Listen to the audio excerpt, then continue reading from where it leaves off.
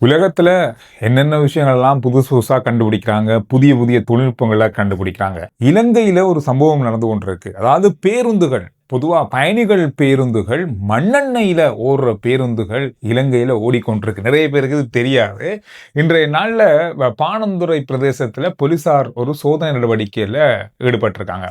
இதுல பேருந்துகள் அதிகமாக புகை வெளியிடுற பேருந்துகள், பேருந்துகளுடைய தரம் இந்த மாதிரியான விஷயங்கள் பற்றி ஆராய்வு நடத்தப்பட்டிருக்கிறது, சோதனை நடத்தப்பட்டிருக்கிறது. பல பேருந்துகள் மண்ணெண்ணெயில தான் ஓடுது. அதுவும் பயணிகள் பேருந்துகள். இது தனியா மண்ணெண்ணெயிலையும் ஓடுறாங்க. டீசலையும் மண்ணெண்ணையும் கலந்து ஓடுறாங்க. 10 பேருந்துகள் பரிசோதனை செஞ்சிருக்காங்க. இதுல 5 பேருந்துகள் மண்ணெண்ணெயில ஓடிய பேருந்துகள் கண்டுபிடிக்கப்பட்டிருக்கிறது. உடனடியாக இது தொடர்பாக நடவடிக்கை எடுக்கப்பட்டிருக்கு. அது மட்டுமல்ல போத்தல் போத்தலாக மண்ணெண்ணையும் டீசலும் தனித்தனியாகவும் வச்சிருந்திருக்காங்க. தேவையான நேரம் ஊத்தி கொள்றதுக்கு. இந்த மாதிரி இலங்கையில சம்பவங்கள் இருக்கு. பல பேருந்துகள் இப்படித்தான் ஒரு காலத்துல ஓடிக்கொண்டிருந்தது. அதெல்லாம் பரிசோதனை செஞ்சு ஓரளவுக்கு நிறுத்தி இருந்தாங்க. ஆனா மீண்டும் இப்பொழுது மண்ணெண்ணெயில இந்த பேருந்துகள் எல்லாம் ஓடுது அப்படின்னு சொல்லி பல இடங்கள்ல இருந்து வந்த தகவல்களின் அடிப்படையில் தான் இந்த பரிசோதனை திடீரென நடத்தப்பட்டிருக்கு. பயணிகள் பேருந்துகள் எல்லாமே கிட்டத்தட்ட அதிகமான பேருந்துகள் இப்பொழுது மண்ணெண்ணெயில தான் ஓடிக்கொண்டிருக்கு. இதனால அதிகளவான சுற்றுப்புற சூழல் மாசடைது, அதிக புகை, இந்த மாதிரி நிறைய விஷயங்கள் இப்பொழுது நகரத்துல நாங்க பார்க்கக்கூடியதாக இருக்கு. என்னடா இந்த பேருந்து இவ்வளவு மெதுவா போகும்போது இவ்வளவு புகை வருது அப்படின்னு சொல்லி நாம யோசிச்சிருக்கேன். நீங்களும் யோசிச்சிருப்பீங்க. அதுக்கு காரணமே இதுதான். ஒரே நாள்ல 21 லட்சம் தண்ட பணத்தை நீதிமன்றம் விதிச்சிருக்காங்க. அதாவது ஹங்குட நீதிமன்றம் இந்த தண்ட பணத்தை விதிச்சிருக்காங்க. இலங்கையினுடைய வரலாற்றிலேயே இதுதான் ஒரு நாள்ல விதிக்கப்பட்ட அதிக தண்ட பணம்னு சொல்லப்படுது. அதுக்கும் டெங்கு பரவல் ஏற்படக்கூடிய வகையில தங்களுடைய இடங்களை வைத்திருந்தாங்க அப்படின்ற குற்றச்சாட்டுல மகர பரிசோதகர்கள் மேற்கொண்ட நடவடிக்கையின் போது பலர், ஒருத்தருக்கு இல்ல பலர் குழுக்களாக வீடுகள், கடைகள், அலுவலகங்கள் இந்த மாதிரியான இடங்கள்ல டெங்கு பரவக்கூடிய அபாயம் உள்ளவர்கள் என்று அடையாளம் காணப்பட்டவர்கள் எல்லாருமே நீதிமன்றத்தில் ஆஜர்படுத்தப்பட்டிருக்காங்க. வழக்கு பதிவு செய்யப்பட்டு இந்த வழக்கு அல்லது நீதிமன்றத்தில் ஆஜர்படுத்தப்பட்டதை தொடர்ந்து நீதிமன்றம் அவங்க எல்லாருக்கும் சேர்த்து 21 லட்சம் ரூபாய் தண்ட பணத்தை அறிவிச்சிருக்காங்க. இவங்களுக்கு விதிக்கப்பட்ட அதிகப்படியான தண்ட பணம் ஒரு நாள்ல இலங்கையில டெங்கு பரவலால் பரவக்கூடிய வகையில ஆபத்தான விஷயங்களை வைத்திருந்தாங்கன்றதுக்கு அடிப்படையில விதிக்கப்பட்ட தண்ட பணமும் இதுதான் அதிகம்னு சொல்லப்படுது. மிக அவதானமா இருங்க. இனி எல்லாருக்குமே வழக்கு பதிவு செய்யப்பட்டு கடுமையான தண்ட பணங்கள், அதிகளவான தண்ட பணங்கள் விதிப்பதற்கான நடவடிக்கைகள் எடுக்கப்பட்டு வருது. 47 பேர் உயிரிழந்திருக்காங்க.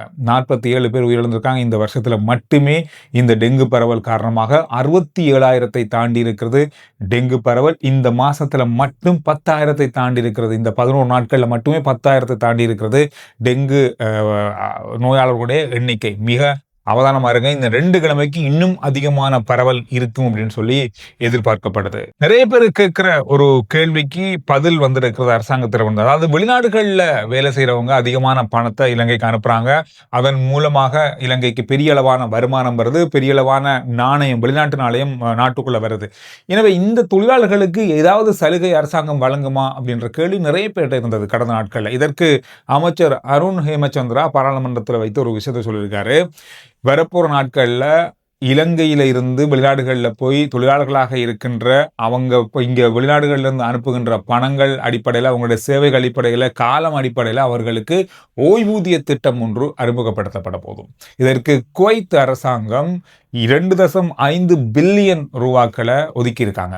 அது இலங்கைக்காக வழங்கப்படுது. அந்த பணங்களை வச்சுக்கொண்டு அவங்க அனுப்புற பணங்களோடு சேர்த்து அவர்களுக்கு ஒரு ஓய்வூதிய திட்டத்தை அறிமுகப்படுத்த போறாங்க. இதுல நிறைய விஷயங்கள் கவனிக்கப்பட போகுது. இது எல்லாமே கிட்டத்தட்ட தொழிலாளர்களுடைய முற்றுமுழுதான விருப்பத்தின் அடிப்படையில் தான் இந்த ஓய்வூதிய திட்டம் கொண்டு வர போறாங்க. இது மிக விரைவில் அமுலுக்குள்ள வரும். இது தொடர்பான நடவடிக்கைகள் இப்பொழுது ஆரம்பிக்கப்பட்டுள்ளது. நீர்கொழும்பு சிறைச்சாலை தொடர்பான விசாரணைகள், சம்பவம் தொடர்பான விசாரணைகள் நாளுக்கு நாள் வெளிவந்து கொண்டிருக்கிறது.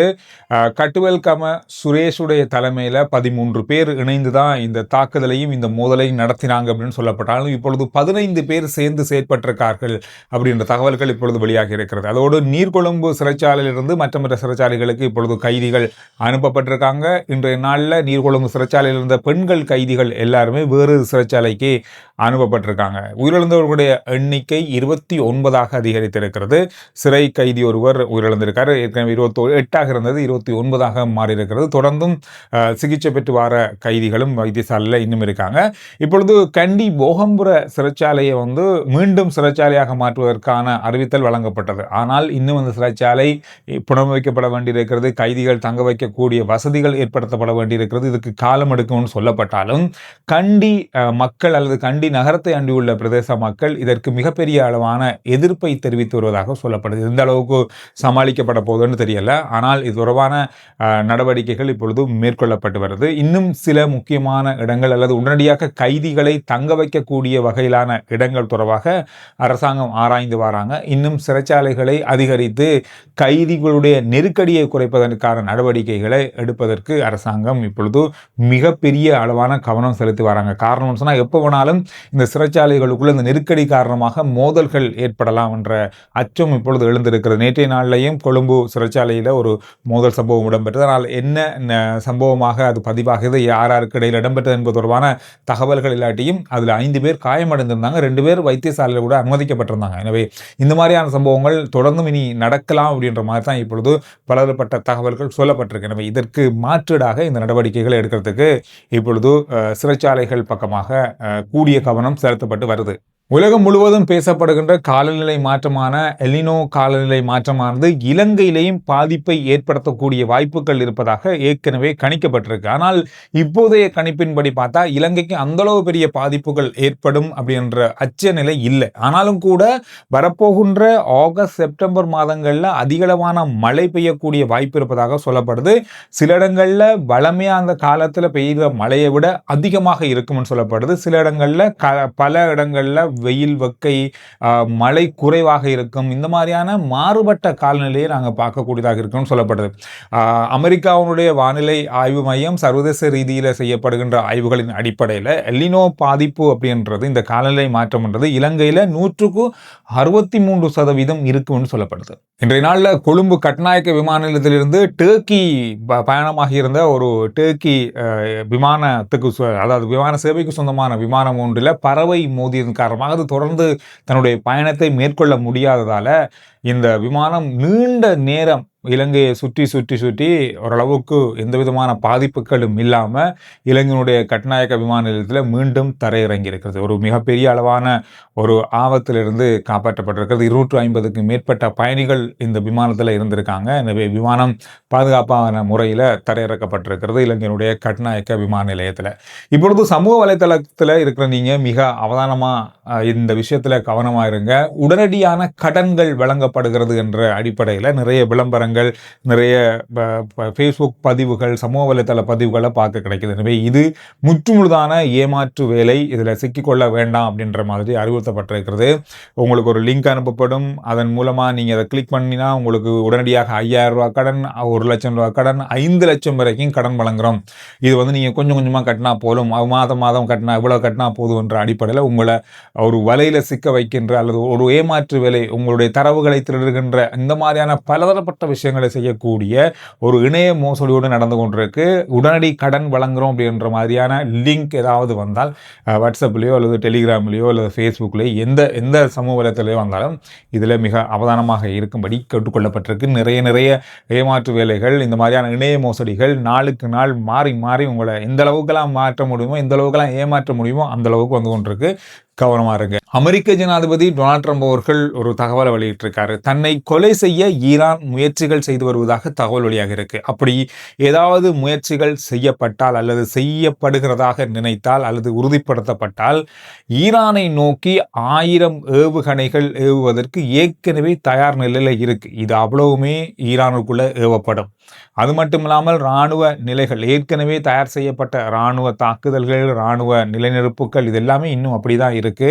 இது எல்லாமே பயன்படுத்தப்படும். ஈரானுக்கு எதிரான தாக்குதல்கள் மிக கடுமையாக இருக்கும். இந்த மாதிரி நிறைய விஷயங்கள் தொடர்பாக இப்பொழுது ஆராயப்பட்டு வருகிறது.